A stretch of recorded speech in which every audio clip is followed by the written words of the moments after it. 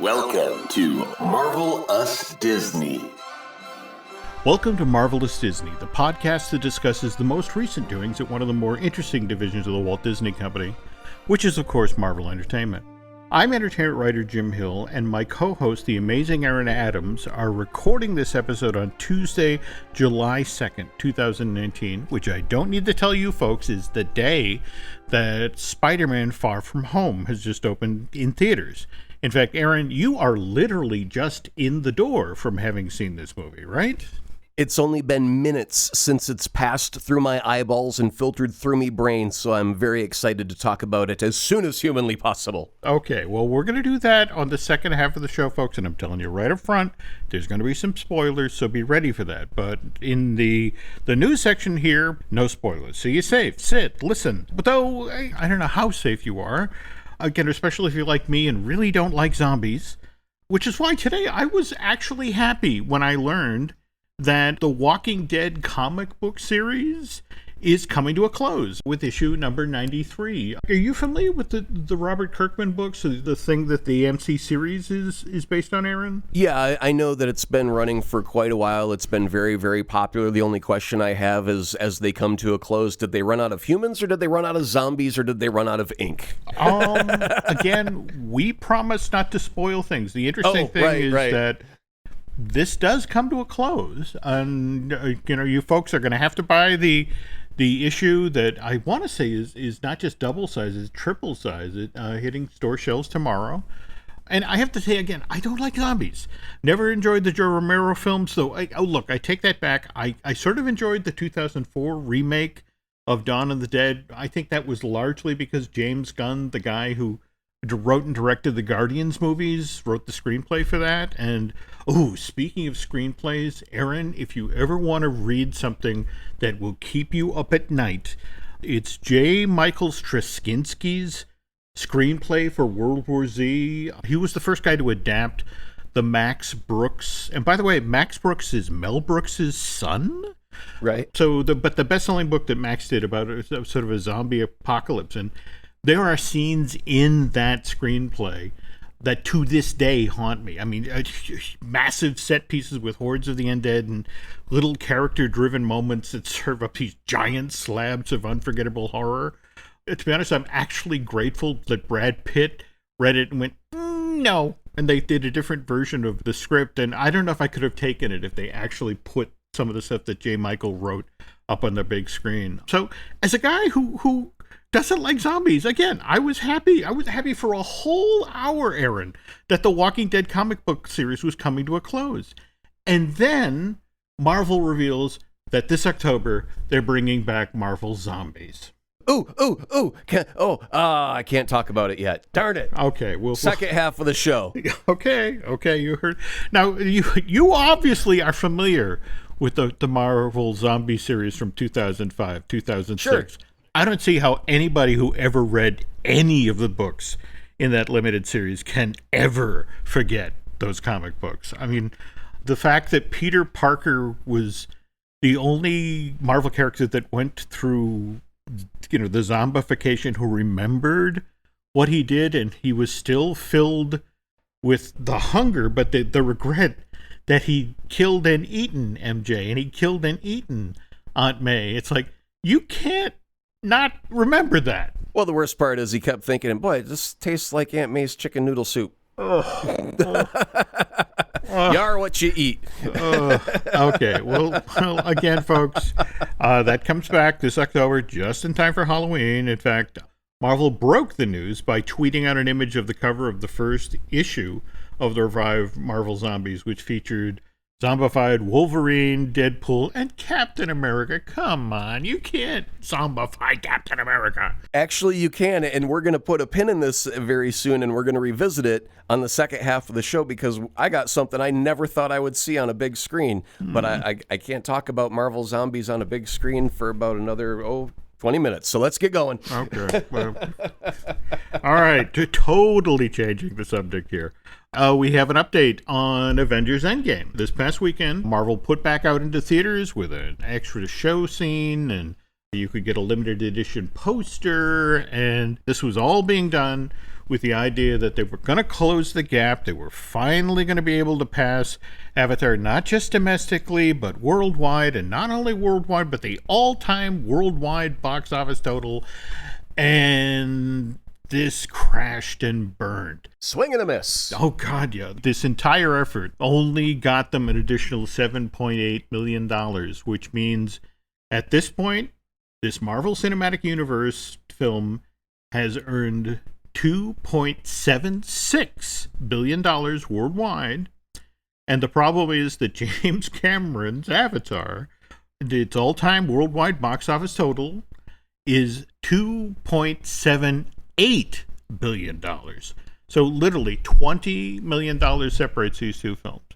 If you're talking with folks at Disney, what they believe happened, what they believe tripped them up, is virtually in the same day they announced this re-release, was the same day that the news broke that when Avengers Endgame was going to be available digitally, and then when it was going to be available on store shelves 2 weeks later. And that's the tail end of July, early August. Yeah, July 30th is the digital download. I've already got it pre-ordered, so I'm all set. But yeah, that's the date that's on my calendar, so a few weeks away. It certainly didn't help that folks who came back from seeing the re-release, the scene with Professor Hulk, they hadn't finished it. The dialogue didn't sync up. It was... Right. If you're going to pay that much money to go back into the theater and spend 3 hours seeing a movie, you need to deliver the goods. Every once in a while, I feel the need to point over at Lord of the Rings as the example that set the trend of what an extended version is. And I've lamented in the past about how I'm kind of surprised we've never had a director's cut of any of the Marvel movies. Mm-hmm. But boy, wouldn't it be great if we got something where Marvel just said, we've got all this extra footage. Let's just finish it. Let's put the effects in. Let's do all of the sound work and the dialogue. And if we have to shoot a pickup or two to finish a thing off, to extend a scene, that's fine. But, there's a big difference between adding an unfinished scene after the credits roll versus adding another hour of completely finished, theater-ready viewing material. Mm-hmm. And that's the thing where I just wish that instead of just doing a cash grab and holding out your hand going, please give me more, give me a reason to give you more, and not just by an unfinished scene. If you wanted to do something special, then do something special and finish that off. You had a couple months while we were waiting to, pull something together. So I just think that they didn't want to, change the movie dramatically by putting something in the movie. They had to wait till end credits to plop something in. But didn't they add like a Spider-Man teaser as well to the end? Yeah, but given that there was a Spider-Man trailer in the front of the movie, Right, yeah, I mean, that doesn't do anything for you as a fan, so it's kind of a small misstep one of the rare missteps by Disney, where they just think they can shovel it out there and we're going to slop it up again. It's just not the case. We gave you our money the first time. Make it worth it for the second time. That's great advice, Aaron, and hopefully they'll follow it going forward. Okay, moving on here. I know we talked on the last show about San Diego Comic-Con and Marvel Entertainment, as folks do leading up in the weeks up to the event in San Diego, has released its entertainment schedule. So those of you heading down on Thursday, July 18th, you want to be in line for Hall H for the 3:30 to 4:30 presentation. This is the first time ever that Marvel's Agents of S.H.I.E.L.D. will be presenting in Hall H. What's kind of interesting is when this panel runs will be right after the season finale for season 6 will have aired. But what they're going to do is look back on and have the cast on stage and have them looking back at what happened over season 6 and possibly actually show some footage from season 7. Because remember, season 7 and season 6 were shot back to back. On Friday, June 19th, on the other hand, if you can make your way to room 6A, Marvel Animation will be celebrating Marvel's 80th anniversary. And I guess that one got by me. I've been all caught up in the 10th anniversary of Marvel Studios and didn't notice about the Marvel's 80th anniversary. But they're expecting in this panel some great behind-the-scenes stories when it comes to talking about some of your favorite Marvel animated series. And then on Saturday, July 20th, from 10 a.m. to 10:30, you're going to have the opportunity to celebrate 10 years of Women in Marvel panels, not to mention 200 podcast episodes. Those ladies have churned out over the past decade. And I don't even think even Len and I have done that many shows so far. Yeah, I think you're up to about 225 now. Oh, okay. Well, You had your 200th almost a year ago. You've been at this a long time. You got to lift the nose from the grindstone, look around a little bit, smell the fresh air.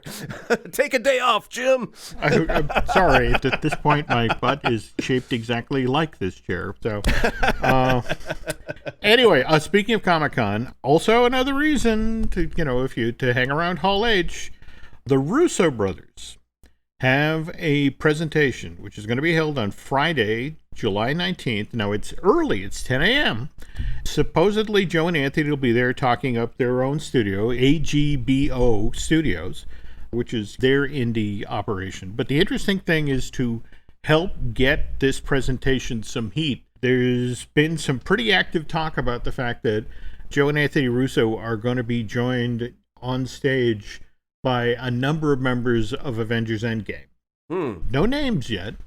And I had to include this story because just last week on Wednesday, they had the big Hollywood premiere of Spider-Man Far From Home. So Tom Holland, Zendaya, and Jake Gyllenhaal did the due diligence. They walked the red carpet. They talked with reporters in front of the TLC Chinese Theater. They then went on Jimmy Kimmel and talked up the film. And so, in theory, they were off the hook at that point. 4 days later, these three go to the Children's Hospital in Los Angeles. And what was kind of cool is that Disney and Marvel Studios had arranged for the patients there, along with their parents, to be the first civilians to see Spider-Man Far From Home. So they're showing it to them, and when the film ends, the theater door opens, and who comes walking in?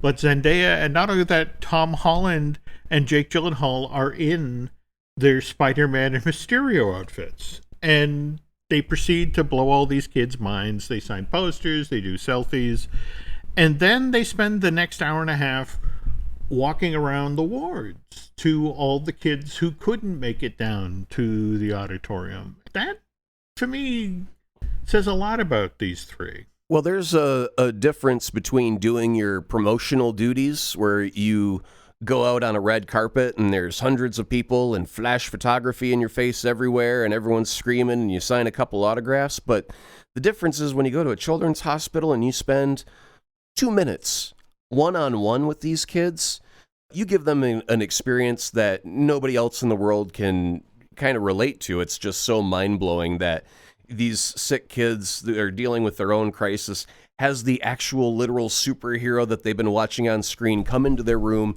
in their superhero outfit and spend time just with them. That's a life-changing moment. And when you're dealing with such a hard thing like cancer and, a terminal illness like that, just to have a moment to smile is very challenging sometimes, Oh, I agree. You're worried about a test that's coming up and the results of what that means for your life. And yeah, just to have a moment where that gets kind of eclipsed. Mm-hmm. All of your worries fall behind the shadow of this huge, larger than life, even though Tom Holland is only probably 5'6". But but you get that presence in front of you, and how can you not just forget about all of your worries and just be absorbed in that moment? It was really, really touching. I watched the video, and there was a little kid that told Spidey how he loves it when he thwips his webs, and then Tom Holland replied without missing a beat, "Oh yeah, I love that too. I ran out of webbing swinging my way over here." So he had an excuse to why he couldn't spin a web right there. But man, that got me right in the feels. It did. I got a little something in my throat there. I had to clear out there. And I love the guys who do this. I mean, disregarding what's going on with Johnny Depp in his personal life and his career issues at this point, but the fact that he did pretty much the same thing with Jack Sparrow, that in fact it was evidently part of his contract with Disney that he got to keep one of the costumes, and B, when he gave Disney enough of a heads up that they'd send a makeup guy to meet with him so he could be full on Jack Sparrow when he wandered these hospital wards. I have to tell you, though, I don't know if growing up you were familiar with Jim Barney's character, Ernest P. Worrell. Oh, yeah. Hey, Vern. Vern, yeah, that's it exactly. He honestly was, I think, the gold standard for doing these sorts of things. He'd actually drive to the hospital. he'd change into the Ernest outfit at the hospital, and then he'd go down to the maintenance department and he'd ask for a stepladder and a light bulb. And then what he'd do is he would just walk into a kid's room, put up the stepladder, and start to change the light bulb and let the kid realize who was in the room with him. Right. He wouldn't actually introduce himself. He would just be Ernest. And then when the kid realized, oh my God, it's the real Ernest P. Worrell right here in my room. And depending on what the kid was able to do, they'd have an interaction. And then it's Ernest, well, I got to go down the hall here and do some more, change a bunch of light bulbs. But again, love people who do this sort of stuff. That's the smart thing about Disney and Marvel is, besides just lifting the spirits of sick children, you're also gaining a fan for life. Oh, God, yeah. That's one of those moments where it's like if Luke Skywalker walked up to me when I was 4 years old, I would be a fan of Luke for the rest of my life. Mm-hmm. I've always been a bit of a Han guy myself, but, things change when you meet them in person. But, yeah, I mean, when you actually have Spider-Man in your room, mm-hmm. how can you not go, oh, I've got to see everything that Spider-Man does from here on out because he's my boy, he's my homie. We hung out. We're tight. Go. There we go. Right. So, what's almost as fun as this sort of stuff, going in and entertaining children, is finding out that an actor who's been in a Marvel movie is also a Marvel fan. Have you heard these stories about Josh Brolin? Josh was just at the Ace Comic-Con in Seattle and got a question about, if you remember the end of Deadpool 2, it sort of set up the idea that Cable was now going to fight alongside Ryan Reynolds' Deadpool and Zazie Beetz' Domino in some yet-to-be-named Deadpool-related film. And up to date, no one at Marvel Studios has contacted Josh about Deadpool 3, which is why Brolin has taken it upon himself to regularly call executives at Disney and Fox to find out what the status of the project is. And I swear to God, this is the quote from Screen Rant. I've been calling them like, what's the deal with Cable, man? I mean, seriously, 100% serious. I don't know what's going to happen now that Disney and Fox. Marvel's big world just got much, much bigger, but they'll figure it out. I think the guy just wants to have a sandwich. He's in ripped shape, and he's just like, when can I have my pudding? Because I can't keep this figure forever. This is true. This is true. So, again, I want to follow up on a story that we did last show. We talked about Kristen Ritter, who was out doing publicity for the launch of third and final season of Jessica Jones on Netflix. And the question was, if it's possible, further on down the line, would you do Jessica again? Would you appear as this Marvel character again? Kristen's response was, I don't think so. I feel like I played her, and I feel really good about it. I feel good about closing the door. And I guess she didn't realize how the internet or how Marvel fandom was going to react to that.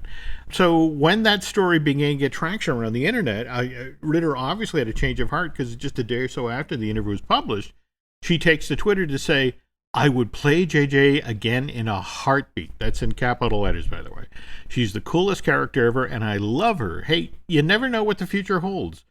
As for now, I'm so proud of the long run and the deep character work I got to do. It's been a dream, and never say never. So that seems hopeful, don't you think, Aaron? Well, it's not her call, so I wouldn't necessarily put it in the hopeful category just yet. I kind of wish over the 3 seasons they would have addressed her alcoholism just a little bit, because she drank like a fish and she should have been sloppy drunk throughout half of those episodes. But apparently she's a very functioning alcoholic. But beyond that one little nitpick, I mean, I enjoyed it. Yes, I would be happy to have more Jessica Jones.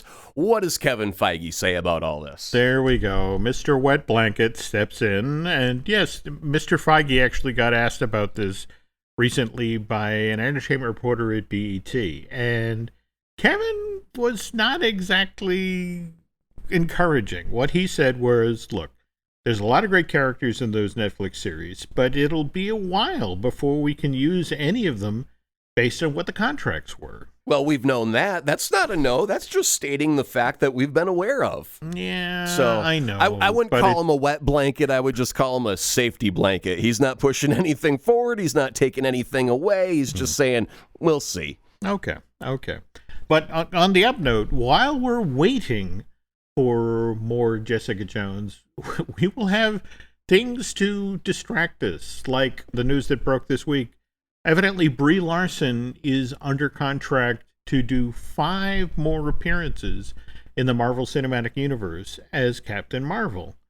I think we're both dying to get our hands on a contract like the one that Brie has to find out what's the actual language here. How, for example, is it broken down into, of these 5 appearances, 3 are glorified cameos in other films, and 2 are, your character has to be the central character of a feature, or it's sort of the same thing when it comes to Mr. Holland. I'd love to see what his deal is for Spider-Man, because face it, he was introduced literally in a wonderful sort of extended cameo in Civil War, and then got his standalone film, and then we got Infinity War and Endgame, so you're up to 4 movies there, and he's only had 2 by himself now. Just this week is his second solo movie, so yeah, I mean he's working. What's that contract look like? I mean, you ever hear of the insurance stuff? Like, they're like, oh, I can't go skydiving because what if something happens, and then there's a lawsuit if I get injured because I broke my contract. It's like, man, if you're signing up for 7 appearances, maybe 10 years, what kind of stuff can't you do anymore? What's no longer on your hobby list? I like Tom Cruise likes to go flying in his jets. What can't be done by Tom Holland or Brie Larson now that they're signing the next 10th of their life away? That is a very interesting question. And speaking of questions, I have lots of questions for Mr. Adams when we get back from our commercial break about the movie he just saw, which is Spider-Man Far From Home. Introducing Meta Ray-Ban Display, the world's most advanced AI glasses. With a full color display built into the lens of the glasses, it's there when you need it and gone when you don't. Send and receive messages, translate or caption live conversations, collaborate with Meta AI, and more. Be one of the first to try Meta Ray-Ban Display. Visit meta.com/Meta Ray-Ban Display to book a demo and find your pair. This episode is brought to you by LinkedIn. Psst, healthcare pros, word's out, and it's too good to keep quiet. Look, LinkedIn is revolutionizing job hunting, making it possible to search by specialty, shift preference, and salary. Endless scrolling is out. Whether it's a mental health therapist or dental hygienist, finding the perfect role is faster and easier than ever. Head to linkedin.com/healthcare and start your search today. Now, I want to caution you folks, there are going to be spoilers when we start talking about Far From Home. But before we get to that, given all of the praise you heaped on Good Omens, the limited series on Amazon Prime, is that right?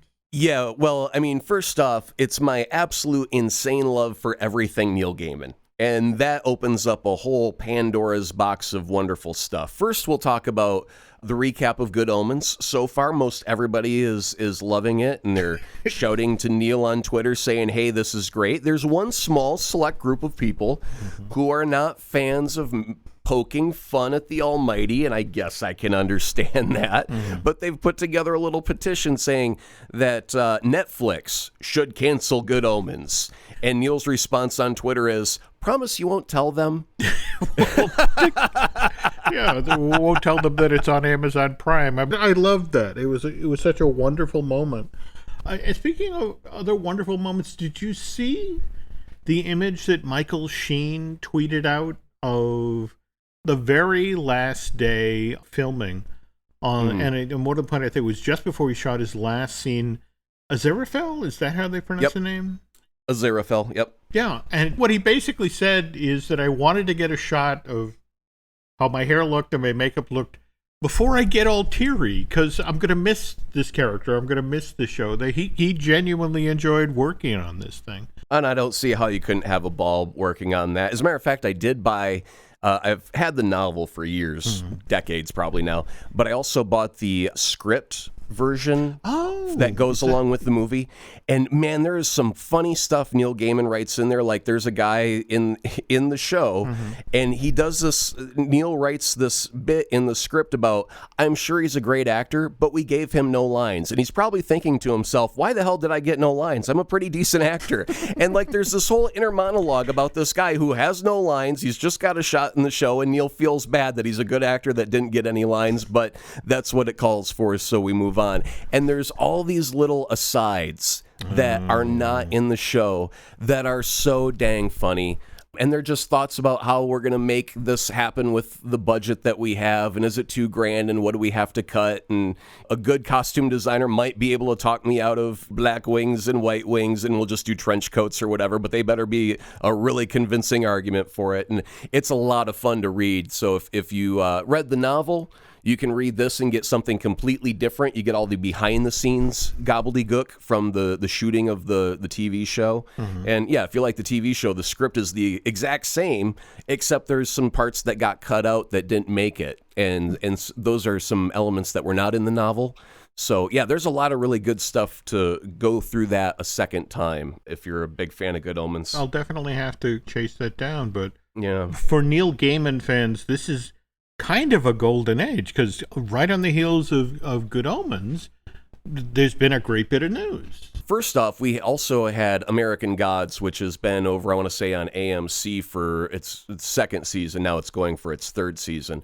And so, yeah, it's great that Neil is finally getting more of his work put into the mainstream. But the one that got me so excited, actually, it got me more excited than seeing Spider-Man Far From Home today, was reading that Netflix signed a deal for the rights to Sandman.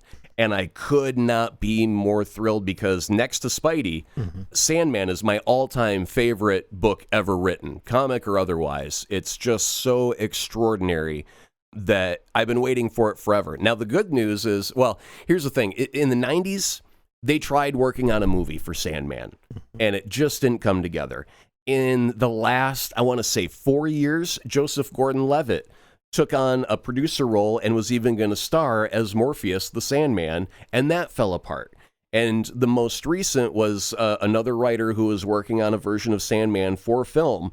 And what he said was, he turned in his draft and he said, here's what I came up with. It's not going to work because this isn't a movie thing. This is a TV show thing. It's too complex. It's too long to cram into one movie, and if you want to go Lord of the Rings with it and do three-hour movies, it's still not enough. Just do it as a TV show. And then several, like 6 months to a year after that, Netflix, just in the last couple of days, has now signed to acquire the rights to Sandman. Whether it actually gets made or not is a completely different ball of wax. But I am thrilled that there's the potential there. I'm happy that they've got it off the movie track and onto the TV show track, because there's moments in the Sandman storyline where they do like Aladdin, and it's got its own little twist on it. And then there was a convention. It was called the Serial Convention, that takes place in a hotel lobby, but it's not cereal like as in Captain Crunch. It's for serial killers. It's a serial killer convention, and that's a self-contained story. It was all just one little book, but it was a crazy read. And so even though there is a very long thread that goes through the entire Sandman stories, there are some standalone episodes by themselves. And I think that was the challenge that everyone had, was there's a lot of great stories that people, the readers of Sandman, loved from the olden day comic book. And you can't just pick and choose. You kind of have to commit to do the story and some of those standalone episodes that everyone loves. And Sandman doesn't even show up in some of those till like the last couple of panels. He shows up to show, you know, how he's been manipulating people through Dream, or the conclusion of the story wraps up however. But yeah, so there are those moments where they don't have Dream in the story. But yeah, I want it all. I want the full smorgasbord. I wouldn't mind at all if David Tennant went straight from playing Crowley in Good Omens, stepped into the big black goth wig and put on the robes and became Morpheus and transitioned to that. And I'll tell you what, having Kristen Ritter play Death would not be a bad thing either, because Death is... all of the people in the Sandman have a D name, so there's Delirium, Death, and Dream, and they're all siblings of one another. And Dream is kind of like your goth girl kind of look. And she visits Earth once every 100 years to find out new ways for people to die. Like when the horseless carriage was invented, she's like, oh, I got to go check that out because apparently some people are going to get run over by this thing. I got to figure out how it all works so I can claim my people. So, yeah, I mean, there's just a wealth of material that they could be doing with this. And I'm just beyond elated that Sandman could possibly be on the horizon for Netflix. I just couldn't be happier about that. Okay, and remember, folks, for those of you who will eventually see the Sandman series and be upset by what you see, remember to send your complaints in to Amazon Prime. So, brilliant. Okay.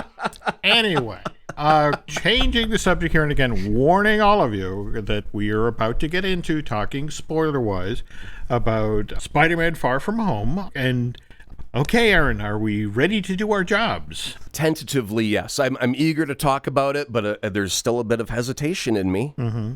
The reason for that is, when I reviewed Captain Marvel, I said it wasn't the top of the heap, it wasn't the bottom of the barrel, it was kind of the middle of the road. I would put Spider-Man Far From Home a notch above that. Interesting. And I am the biggest Spidey fan with a life-size Spider-Man in my apartment from the 2002 movie. So, yeah, that's kind of hard for me to say, is that it's not the greatest MCU movie ever, but that doesn't make it a bad movie at all. I thought about it long and hard on the way home from the theater. There's nothing wrong with the movie at all. It's funny. It's got the action. It's got everything you could want. It's just a bit slower paced. Not in the bad way, just a little more methodical. We don't have all of the spectacle of all of the Avengers battling the mad Titan Thanos. So you have to scale back. You have to bring your expectations back a bit. And you have to go into the theater thinking, this is not Endgame. This is not Infinity War. This is one hero. In that sense, perfectly fine Spider-Man entry into the saga. If we're talking about Far From Home, how would you say it stacks up against Homecoming? That's a tough one. They are neck and neck. I really, really liked Homecoming. I think a bit more because it was my first full Tom Holland Spider-Man film. You know, we got to be introduced to him into Civil War. So when I was ready for a new just Spider-Man solo adventure. And when I got that, I was thrilled with it because it was fresh and new and not what I was expecting. Now that I'm familiar with Tom, and I don't want to say the formula that we're working with here, but there are certain things that I think are great, that they shouldn't be changed. These are my problems. I wanted Mysterio to be the Mysterio from my comics, and I got him. I did, but it took half the movie to get there. And that's my problem is, I think if you're even a casual comic book fan, that when you find out Mysterio's playing a good guy, you can call BS on that just from the ads and go, he's the villain. Come on. We know that. Why are you trying to pull the rug over our eyes there, Marvel? And so when I finally get to that point where the turn happens, that's what I've been waiting for the first hour of the movie. Now, that doesn't mean the first hour was bad. It just means I've been waiting. And there's jokes and there's action. There's fun stuff that all happens. But I wasn't there for that. I was there for when Mysterio becomes the real Mysterio that I know, not the fake good guy. Got it. And so that's my challenge right there is and again, thinking about this coming back from the theater, I really don't see any other way they could have done it. You can't just bring Mysterio on the stage and say, bad guy, go. You know, he's not there to rob a bank. He's got a plan, and it's specific to the MCU. And we're not going to get into that specific spoiler right now, but, you know, he's got his own thing going on. And so, yeah, when you get to that reveal, that's when I feel the real Mysterio happens. Now, the cool thing is, Mysterio has two costumes. One is the one that you see in the trailers, the full bull head. The second costume, and if you're familiar with the comic books at all, Quentin Beck is a special effects artist from the movies. So when you see him in his second costume, do you remember in the early days of Gollum, they had the ping pong ball suit? This is not that. Okay. It's the one with the triangles printed all over it for motion tracking. It's the modern day motion tracking suit. That got me super excited because it was, you know, not his traditional look, but it was still very much a tip to his past in the comics of movie magic.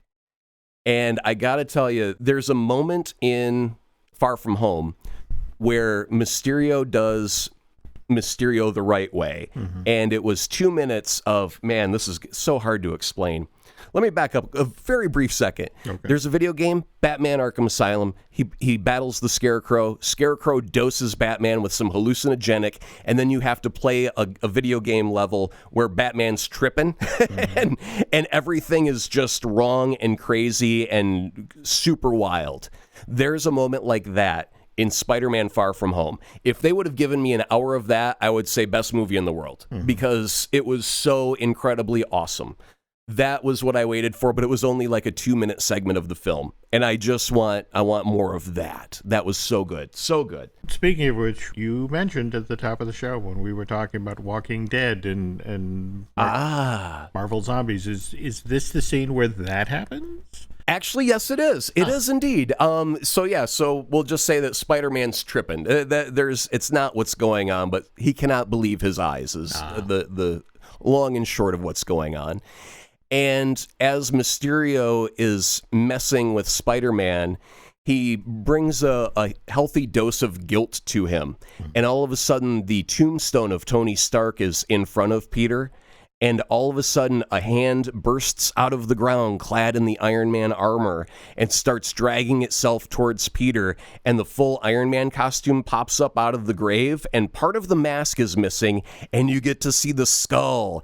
And it was so, like, I wanted to scream, Marvel Zombies, in the theater, because it was like 10 seconds, just 10 seconds of, oh, what we could have if we ever went down that road.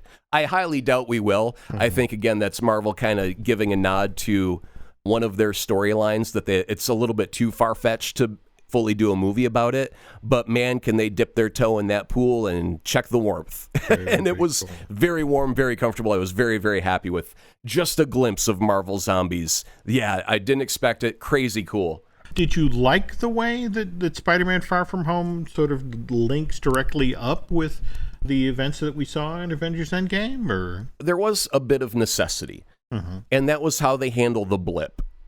And they do it very, very quickly. They do it in the first 5 minutes.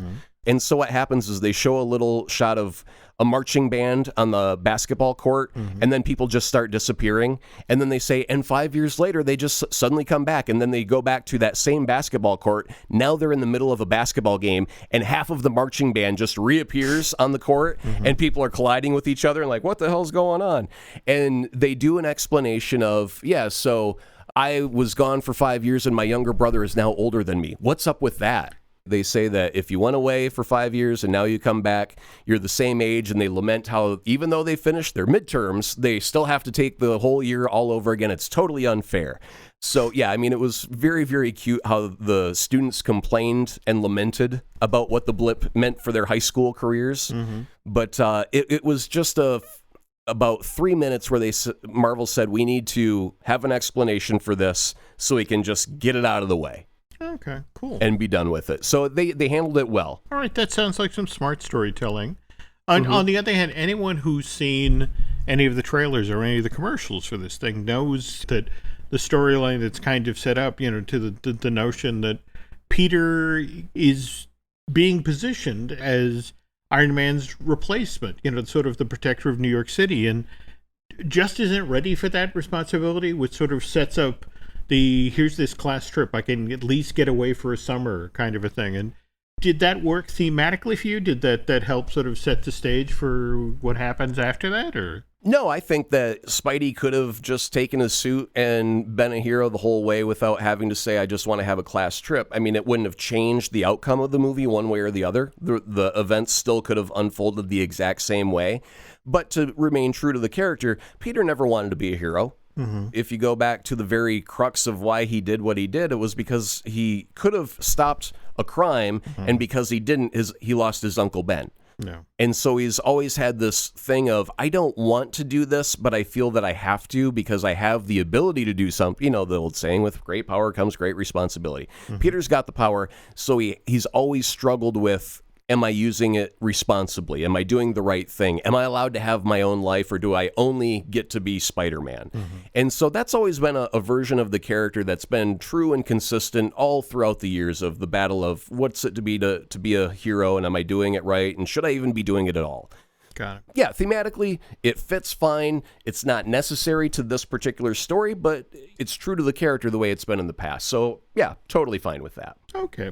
Now, again, as we were starting this part of the show, you were talking about Mysterio and how that they eventually got to the version that you knew from the comic books. And there's a number of changes from Spider-Man canon they do in this film. Take, for example, the fact that MJ, all on her own, susses out that Peter Parker is Spider-Man, and she's actually, there's a wonderful throwaway line from Zendaya. It's like, well, it's kind of obvious. And likewise, Aunt May having a fling with Happy Hogan. You okay with these changes, or Yeah, totally. Well, first off, MJ is Michelle, not Mary Jane Watson. But I totally 100% support Zendaya as MJ. I think she's too cool for the rest of the class. She's too smart for everybody else but Peter. And she plays it well. I really, really love her character as MJ. So no problems if she figured it out. And I mean, it was perfectly obvious. And she did this whole, like, Washington, you just disappeared. All of a sudden, Spider-Man shows up. Now we're in Europe. You disappear. Spider-Man shows up. I mean, come on. It's like, yeah, I mean, if you can't put that together, you shouldn't even be interested in her because she's not very bright. But apparently she is bright. She notices, so she's a good catch. Go with it, Peter. As far as Happy and May, Happy's always been one of those good supporting characters. He's always got a line. He's always got a moment. He's just fun. And I like that he's been carried over from the Iron Man universe into the Spider-Man universe.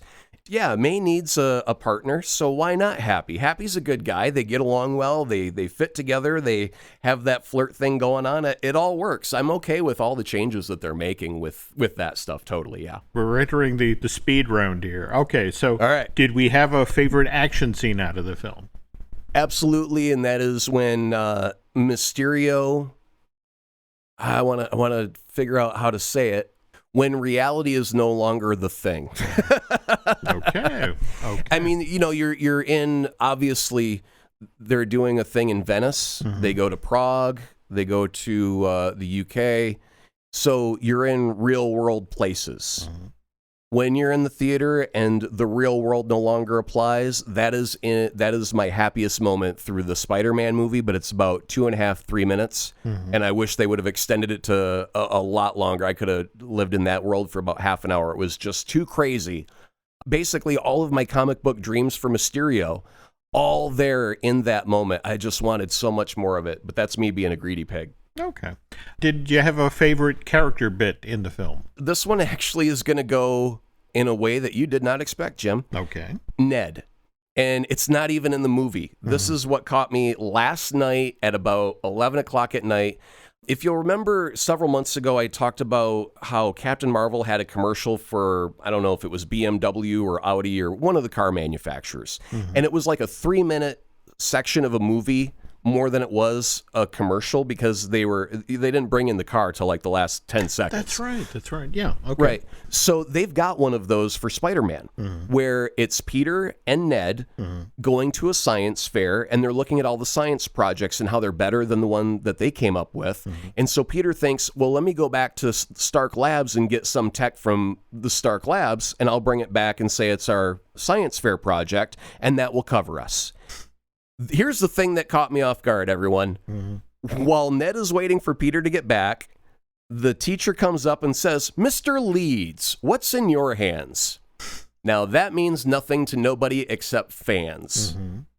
But I had to immediately stop playing that video. I went to go look online at IMDb, and in Spider-Man Homecoming, he's just known as Ned. In Spider-Man Far From Home, they list him as Ned Leeds. Now, why does that matter? 2 things. 1, Ned gets married to Betty Brant in the comic books, who is the cute little blonde girl that plays the reporter in the movies. And she didn't get very much screen time in the first movie. She gets a wealth of screen time in this movie, and it's welcomed. She does a fantabulous job of being in this moment. Second thing about Ned Leeds specifically, he's the Hobgoblin, yo. Oh, no. Yeah. And that was where I started to panic. Because as I watched this movie, they never refer to Ned other than Ned in the movie. They don't use Leeds, his last name, in the movie. They only used it in this commercial. Mm-hmm. But they do list his name in the credits as Ned Leeds. And he ends up finding out stuff about the Green Goblin and steals all of his stuff and becomes the Hobgoblin. And it's later revealed that Ned has been the Hobgoblin this entire time. And I just keep thinking, I love this kid too much to see him go bad. Mm-hmm, mm-hmm. His relationship with Peter is too tight, too strong, too perfect to be broken by making him a villain. Mm-hmm. So I honestly was looking for clues in this movie about what's going to happen to Ned. And I'm very, very happy to say I don't see him becoming the Hobgoblin anytime soon, if ever. Mm-hmm. But this is the very first time that I've actually been awakened to the fact that it's actually Ned Leeds that is the character's name, not just Ned. And that started to trouble me severely because I was having trauma, Jim, of like, what's going to happen to my little buddy? He's such a good actor, and he plays that relationship as Pete's best buddy so well. Mm-hmm. Now, if you think about how they treat Harry Osborn from the old Spider-Man movies, mm-hmm. he was Pete's best friend. He ends up becoming the Green Goblin. So it's got that parallel of best buddy, best nemesis mm-hmm. thing that Pete's always got. So, yeah, that's the surprising shocker there out of that. But you've got one more question, and I think that's the... When you get to favorite character bit, will be when we get to this question number 10. Okay, we're going to hold off on that for a sec, because face it, as part of that amazing reveal, we also get kind of an event that spins the whole Spider-Man series on its head in the mid-credit scene, where Peter's secret identity, or their Spider-Man's secret identity, actually gets revealed, and not in a small way, literally to the entire city of New York. And what is your take on that? Where do we go from here with that being where we put the pin in it? To talk about that specific reveal, I think it's fine because they did it in the comics mm-hmm. in Civil War. I was about to say, the Registration Act. Yeah, Peter revealed himself in the comics version of Civil War mm-hmm. as being Spider-Man. And in, was it Earth X or Universe X or Paradise X, one of the X's, mm-hmm. where future Peter is an older adult and he's a police officer. So everyone in that world knows that Peter Parker is Spider-Man, and once he no longer had a secret identity, mm-hmm. he could actually just become a law enforcement officer and use his abilities without a mask. And that was kind of an interesting thing that they did with that storyline. So I'm just wondering, when you've got a masked superhero played by a star, they always take every darn advantage to take the mask off to go, look, it's Tom Holland. Mm-hmm. We paid a lot of money for this kid. Remember, it's Tom Holland. And then they put the mask back on him. He swings a few blocks, and then he's got to take the mask off again for some reason. Mm-hmm. So, I mean, the fact that they revealed his identity, well, first off, Aunt May doesn't, she used to be the old, doting, overly protective, but mm-hmm. now she's like, oh, here's your suit, go save the world. Mm-hmm. So we've got a different attitude from May. That's not going to change if Peter's secret identity is revealed. Really, the only thing that can happen is now his enemies know his home address. Mm-hmm. And that has been a problem with Peter for a very long time in the comics, is they always figure out who he is, and then they find the person that's close to him. So really, what this means is MJ's now in danger. Very true. Yeah. Now, let's get to my absolute favorite thing from Far From Home, and it's who reveals this info, which when I heard about it, just blew my mind. It was one of these things where I wanted to rush out and shake Kevin Feige's hand, because this is, to my way of thinking, the greatest thing that's happened in Hollywood in years. So tell them what they've done. One of the greatest things about any of the Spider-Man movies, going all the way back to the very first Sam Raimi 2002 Spider-Man, is the casting of J.K. Simmons, otherwise known as the Yellow Peanut M&M. There we go. Yep. He's back as J. Jonah Jameson, and I could not be happier. J.K. Simmons is note perfect, always has been, as J. Jonah Jameson. The fact that he's back, some people were like, does this mean that Toby's going to be showing up anytime soon? It's like, no, shut that down. Yep. No Toby Maguire. Nope. It's just that J.K. Simmons is so danged good at J. Jonah Jameson that you cannot recast him with anybody else in the world. So they acknowledge that he is a true talent. They need to incorporate him into the MCU. So yes, in the first mid-credit scenes, the very person to, and it's funny because J. Jonah Jameson's always got it out for the webhead, and it's the events of the movie that you have just watched are going to be spun by one last trick from Mysterio that will lead J. Jonah Jameson on a hunt for the wall crawler known as Spider-Man, and then they reveal that his real name is Peter Parker. And as the very first movie, Spider-Man Homecoming, ended with May saying, "What the f-?" Yep. This movie ended with Spider-Man saying, "What the f-?" So I kind of wonder if we've got a new trend going here where everyone almost shouts out the Queen Mother expletive as the last line of Spider-Man. Now, please tell everyone what happened in the screening of Far From Home when J.K. Simmons came on screen. When I was in the theater, the entire movie 100% played from beginning to end, and everyone was pure silent. They absorbed it, they watched it, they didn't mutter a word, they didn't talk to their neighbors and their friends about this scene or that scene. It was total, utter silence. When J.K. Simmons appeared on the screen, there was a round of applause like I thought we got transported to the Academy Awards and somebody was like, is Tony Stark actually walking in the theater right now? Why are all the people clapping? And they were just so happy to see J.K. Simmons come back. And my wife was actually surprised too. Like, out of all of that movie, the only thing that got a round of applause was J.K. Simmons. And I'm trying to think, I'm like, well, it's a mid-credit scene. People, half the theater's already left because some people just don't stick around for that. They see the last scene, credits start rolling, they walk out. So that whole being polite thing kind of goes out the window for mid-credit scenes. And yeah, there was a riotous applause for the return of J.K. Simmons. And I got to say, I joined in wholeheartedly on that too. I was so thrilled. Yeah, this makes me very happy. I mean, I was thrilled to see him in Justice League. His Commissioner Gordon, for its short amount of screen time, but it's wonderful. It's dead on. But to have J. Jonah Jameson, his version of J. Jonah Jameson back, just makes me so happy. One final question before we close up here, and forgive me, because this is really an apples and oranges kind of a thing, but we just had Spider-Man into the Spider-Verse, within the past 6 months or so. And given the spectacular look of that and the amazing storytelling, how does Far From Home stack up against that? I got an easy answer for that, but I'm going to take the long way around. Okay. I'm going to compare all the Spidey movies very, very quickly. The Andrew Garfield ones, set them to the side and pretend they never happened. Okay. We'll just start there. Okay. Spider-Man from Sam Raimi was a great movie. Spider-Man 2 from Sam Raimi was my all-time favorite superhero movie, bar none. No argument here. It's a great film. Yeah. Alfred Molina was a great Doc Ock, and I really love Doc Ock as a villain. So, I mean, again, I was having chocolate and peanut butter all throughout that entire movie experience.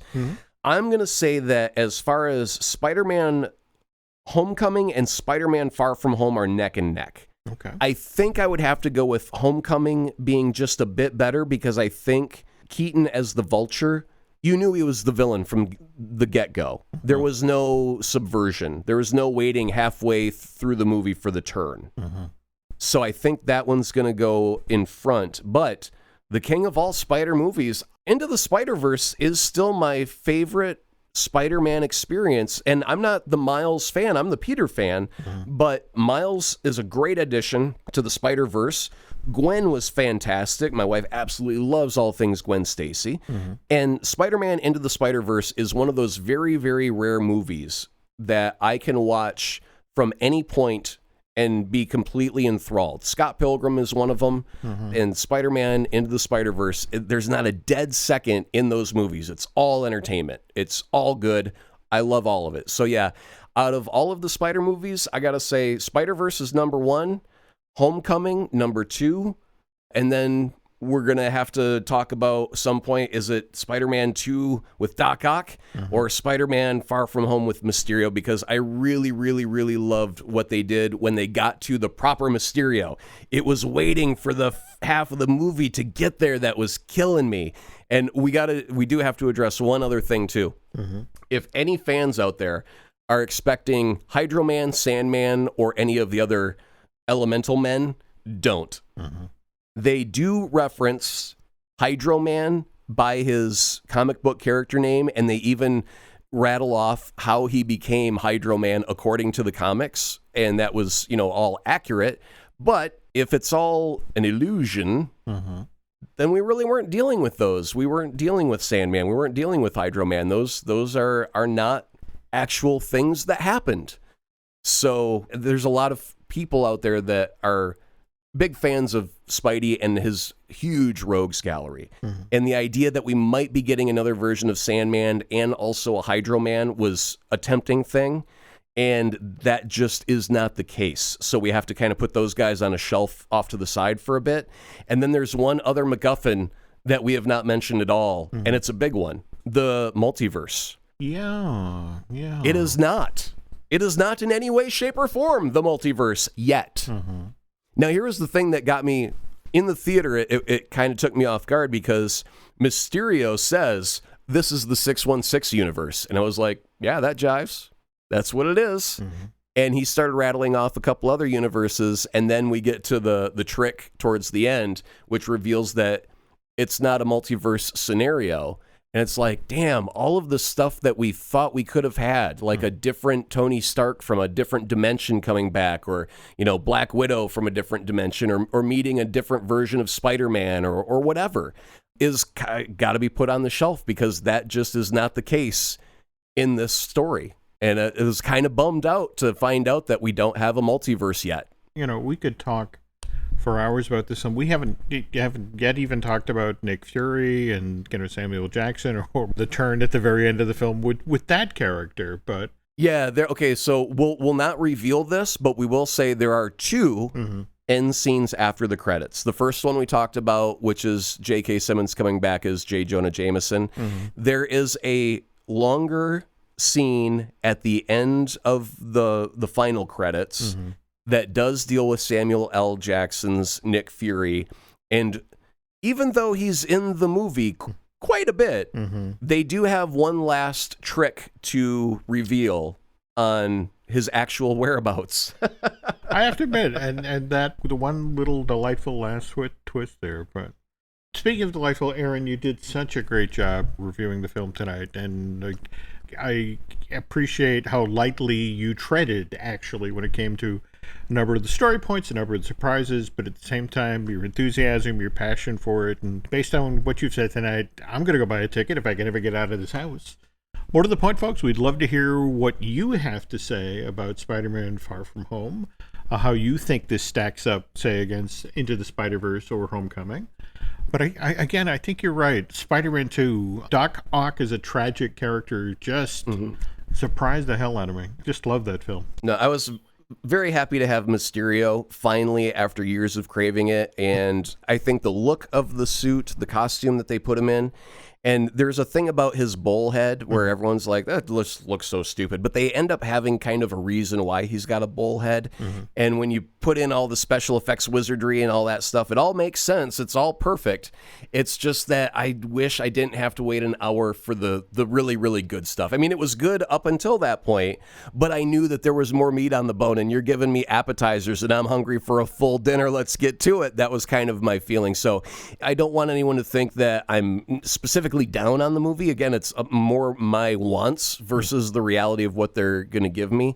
But I think anyone that's not even familiar with the MCU can walk into this theater, have a great time without breaking it apart like a comic book geek and, oh, this isn't quite the way that was and this and that, like I do. So I really do think it is a good movie. Marvel hasn't had a bad run at bat yet. It's just that, when you get to 20 films, some are going to end up not always, the new one isn't always landing on top. Sometimes they land a little bit in the middle, and that is okay considering their track record of good, great, and best. I'm okay that the middle is great.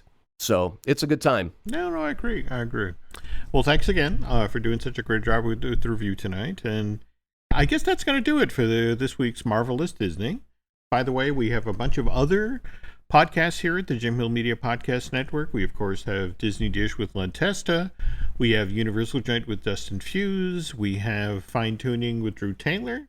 We have the I Want That with Michelle Valladolid, which we will get out the door eventually, folks. It's just those 6,000 new products in Galaxy's Edge that need reviewing.